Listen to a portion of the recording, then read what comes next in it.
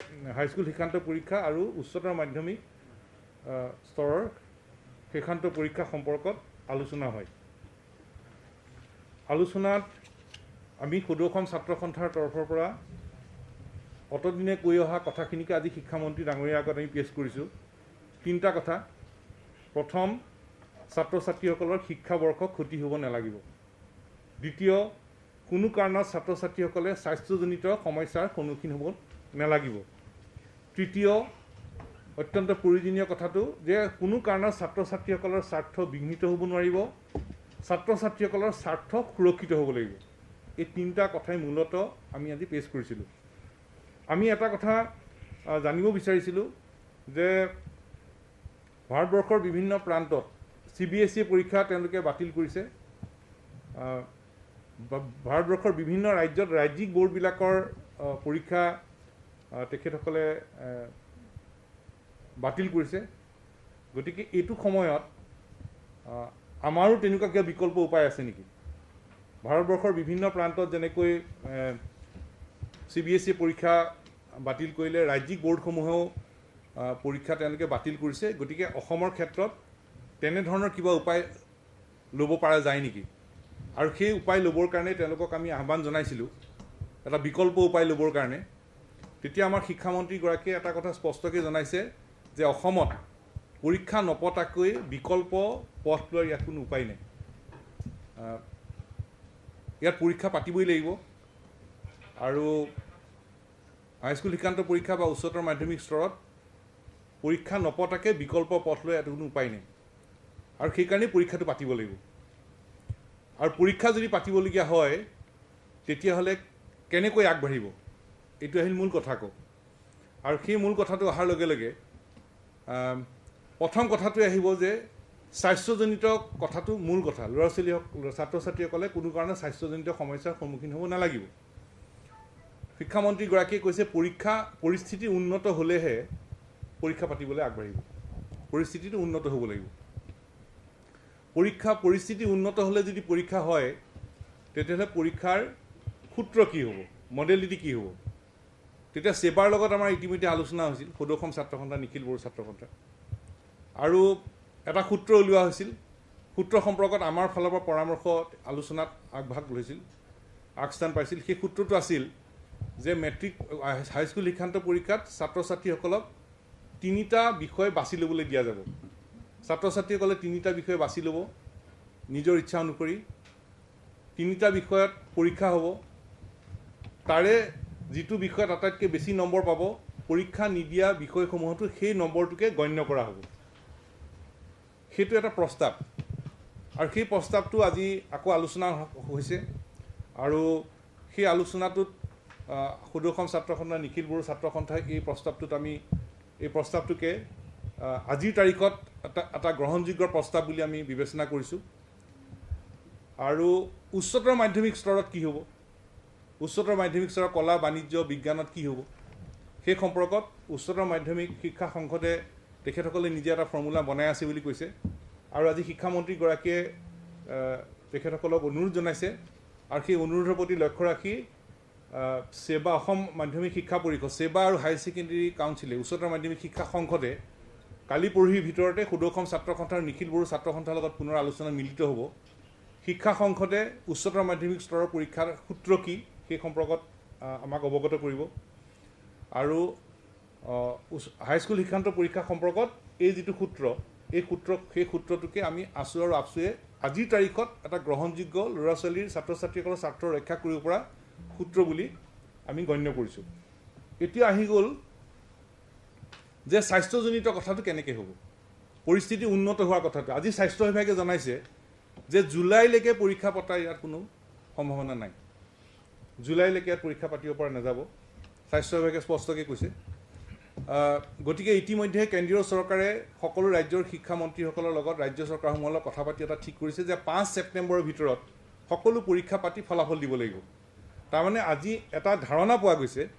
ধাৰণাটো হ'ল যদি জুলাইলৈকে যদি পৰীক্ষা নহয় তেতিয়াহ'লে আগষ্টৰ প্ৰথম সপ্তাহৰ ভিতৰতে পৰীক্ষা পতাৰ এটা স্থল আছে বুলি শিক্ষামন্ত্ৰীগৰাকীয়ে আমাক অৱগত কৰিছে। কিন্তু চূড়ান্ত সিদ্ধান্ত নহয়, এটা স্থলৰ কথা কৈছে। কাৰণ 5 তাৰিখে আকৌ ভিতৰত ৰিজাল্ট দিব লাগিব। 2 নম্বৰ কথাটো হ'ল যে বানপানীৰ কথা আহিল বান আক্ৰান্ত অঞ্চলত কেনেকৈ পৰীক্ষা হ'ব সেই সম্পৰ্কতো অসম চৰকাৰে বান আক্ৰান্ত অঞ্চলত ছাত্ৰ ছাত্ৰীসকলে পৰীক্ষাৰ কেন্দ্ৰ সালসলনি কৰি হ'লেও কেনেকৈ পৰীক্ষা পাতিব পাৰি তাৰ এখন SOP তেওঁলোকে প্ৰস্তুত কৰিবলৈ যোজা কৰা বুলি আমাক জনাইছে এতিয়া এই গোটেই কথাখিনিৰ ভিতৰত আটাইতকৈ প্ৰয়োজনীয় কথাটো হ'ল যে আমাৰ ছাত্ৰ ছাত্ৰীসকল চিন্তিত হৈ আছে উদ্বিগ্ন হৈ আছে শিক্ষক শিক্ষয়িত্ৰী অভিভাৱক অভিভাৱিকা সকলো চিন্তিত উদ্বিগ্ন আমিও চিন্তিত উদ্বিগ্ন কাৰণ এতিয়া ছাত্ৰ ছাত্ৰীসকলে জানিব বিচাৰিছে যে কোনটো সূত্ৰৰ জৰিয়তে পৰীক্ষা হ'ব প্ৰথম কথা ছাত্ৰ ছাত্ৰীয়ে জানিব খুজিছে যে পৰীক্ষা নোহোৱাকৈ কিবা বিকল্প উপায় আছে নেকি ভাৰতবৰ্ষৰ বেলেগ বেলেগ ৰাজ্যত পাৰিছে আমাৰ ইয়াত নোৱাৰে নেকি আজি শিক্ষামন্ত্ৰীগৰাকীয়ে কৈছে ইয়াত কোনো উপায় নাই পৰীক্ষাটো পাতিব লাগিব গতিকে ছাত্ৰ ছাত্ৰীসকলৰ দ্বিতীয় কথাটো আহিল বা মূল কথাটো আহিল যে যদি পৰীক্ষা হয় কোনটো সূত্ৰত হ'ব গোটেইবোৰ পৰীক্ষা পেপাৰ দিব লাগিব গোটেইকেইটা বিষয়ত পৰীক্ষা দিব লাগিব নে কম বিষয়ত দিব লাগিব শিক্ষামন্ত্ৰীগৰাকীয়ে কৈছে যে বিষয় সংকুচিত কৰি গোটেই বিষয়টোত আগবাঢ়ি যাবৰ কাৰণে এটা যোজা কৰা হৈছে আৰু এই যিখিনি পৰামৰ্শ আজি দিয়া হ'ল এই পৰামৰ্শখিনিৰ ওপৰত অসমৰ শিক্ষামন্ত্ৰীগৰাকীয়ে অসমৰ মুখ্যমন্ত্ৰীগৰাকীৰ লগত আলোচনা কৰিব আৰু অহা 10 দিনৰ ভিতৰত এই সম্পৰ্কত তেখেতসকলে এটা সিদ্ধান্ত ল'ব কাৰণ আমি কৈ আছোঁ এটা কথা যে ছাত্ৰ ছাত্ৰীক জনাই দিব লাগে যে কি মাধ্যমৰ পৰীক্ষাটো হ'ব কোনটো সূত্ৰত হ'ব গোটেইকেইটা পৰীক্ষাত হ'ব নে 3খন বিষয়ত হ'ব নে কেনেকৈ হ'ব পৰীক্ষাটো উচ্চতৰ মাধ্যমিক স্তৰটো কেনেকৈ হ'ব গোটেইবোৰ পৰীক্ষা দিব লাগিব নে কম বিষয়ত দিব লাগিব ছাত্ৰ ছাত্ৰীক এতিয়া জনাই দিব লাগে ছাত্ৰ ছাত্ৰীয়ে জানিব খোজে আৰু সেই ধৰণে ছাত্ৰ ছাত্ৰীয়ে তাৰ ভিত্তিত নিজৰ প্ৰস্তুতি তেওঁলোকে আগুৱাই দিব খোজে গতিকে আজি শিক্ষামন্ত্ৰীগৰাকীক আমি অনুৰোধ জনাইছোঁ যে পৰীক্ষা গোটেইকেইটা বিষয়ত হ'ব নে কোনকেইটা বিষয়ত হ'ব এই সূত্ৰটো ছাত্ৰ ছাত্ৰীসকলক জনাই দিব লাগে শিক্ষামন্ত্ৰীগৰাকীয়ে কৈছে যে আজি যিখিনি আলোচনা সেই আলোচনাখিনি আধাৰ হিচাপে লৈ অসমৰ মুখ্যমন্ত্ৰী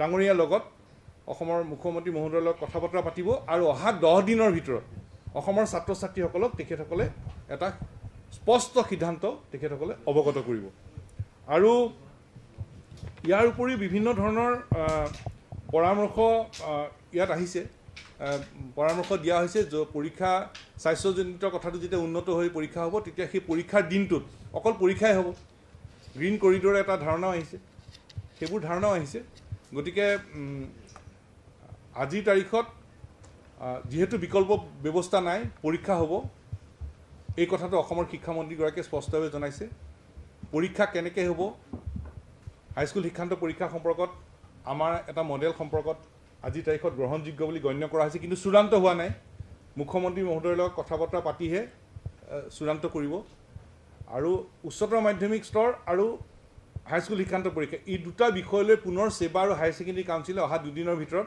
সদৌ অসম ছাত্ৰ সন্থা নিখিল বড়ো ছাত্ৰ সন্থাৰ লগত আলোচনাত মিলিত হ'ব আৰু আমি এই সময়ত এই পৰিস্থিতিত সকলো ছাত্ৰ ছাত্ৰীক নিজৰ ঘৰতে নিজৰ পঢ়া শুনা অব্যাহত ৰাখিবৰ কাৰণে আমি অনুৰোধ জনাইছোঁ যেহেতু আমি শিক্ষামন্ত্ৰীগৰাকীক কৈছোঁ যে ছাত্ৰ ছাত্ৰীসকলক সূত্ৰটো জনাব লাগে পৰীক্ষাটো কোনটো সূত্ৰত হ'ব কেইখন বিষয়ত পৰীক্ষা হ'ব এই কথাটো আমি সোনকালে ছাত্ৰ ছাত্ৰীক জনাই দিব কৈছোঁ পৰীক্ষা পৰিস্থিতি উন্নত হ'লে কোন তাৰিখত হ'ব এইটো চৰকাৰে ঠিক কৰিব স্বাস্থ্য বিভাগৰ লগত কথা বতৰা পাতি কিন্তু এতিয়াই ছাত্ৰ ছাত্ৰীসকলে সূত্ৰটো জানিলে সেই ধৰণে নিজকে প্ৰস্তুত কৰি চলিব পাৰিব গতিকে সেই বিষয়টো অহা 10 দিনৰ ভিতৰত শিক্ষামন্ত্ৰীগৰাকীয়ে মুখ্যমন্ত্ৰী মহোদয়ৰ লগত কথা বতৰা পাতি এটা স্পষ্ট সিদ্ধান্ত অৱগত কৰিম বুলি কৈছে আৰু এই আজিৰ সময়ত ছাত্ৰ ছাত্ৰীসকলক নিজৰ পঢ়া শুনা অব্যাহত ৰাখিবৰ কাৰণেও আমি অনুৰোধ জনাইছোঁ ভেকচিনেশ্যনৰ কথা আৰু এটা ভেকচিনেশ্যনৰ কথা সুধিছিল শিক্ষামন্ত্ৰীগৰাকীয়ে কৈছে যে ইলেকশ্যনত প্ৰায়বোৰ আমাৰ সন্মানীয় শিক্ষক শিক্ষয়িত্ৰীৰ দায়িত্বত আছিল গতিকে ভেকচিন নিৰ্বাচনৰ দায়িত্বত থকা প্ৰায়বোৰ শিক্ষক শিক্ষয়িত্ৰীক কৈ আছোঁ মই দুটা কথা কৈ লওঁ প্ৰায়বোৰ শিক্ষক শিক্ষয়িত্ৰী ভেকচিন দি থোৱা আছে প্ৰায়বোৰ শিক্ষক শিক্ষয়িত্ৰীক যিসকলৰ বাকী আছে তেওঁলোকে দিব শিক্ষাৰ লগত পৰীক্ষাৰ লগত জড়িত আন সকলো বিষয়া বা কৰ্মচাৰী ষ্টাফ সকলোকে এই সময়খিনিৰ ভিতৰত ভেকচিনেশ্যন দিয়াৰ ব্যৱস্থা কৰিব আৰু ছাত্ৰ ছাত্ৰীসকলৰ ক্ষেত্ৰত কোনো ধৰণৰ চাপ সৃষ্টিৰ কথাটো এতিয়া নাহে ছাত্ৰ ছাত্ৰীসকলে কোনো চাপ সৃষ্টি নকৰাকৈ তেওঁলোকে যাতে এটা সৰল নিয়মৰ মাজত যাতে পৰীক্ষা দিব পাৰে তাৰ ব্যৱস্থা কৰিবলৈ কোৱা স্থিৰ কৰা হৈছে আমি এটা কথাই স্পষ্টকৈ কৈছোঁ যে আজিৰ তাৰিখত এটা অসামান্য এটা পৰিৱেশ এই অসামান্য পৰিৱেশত ছাত্ৰ ছাত্ৰীসকলে এটা মানসিক চাপ লৈ প্ৰস্তুতি কৰি আছে গতিকে ছাত্ৰ ছাত্ৰীসকলৰ স্বাৰ্থটো সুৰক্ষিত হ'বই লাগিব ছাত্ৰ ছাত্ৰীসকলৰ স্বাৰ্থ সুৰক্ষিত কৰি সূত্ৰ চূড়ান্ত কৰিবলৈ আমি অসম চৰকাৰৰ প্ৰতি আমি আহ্বান জনাইছোঁ।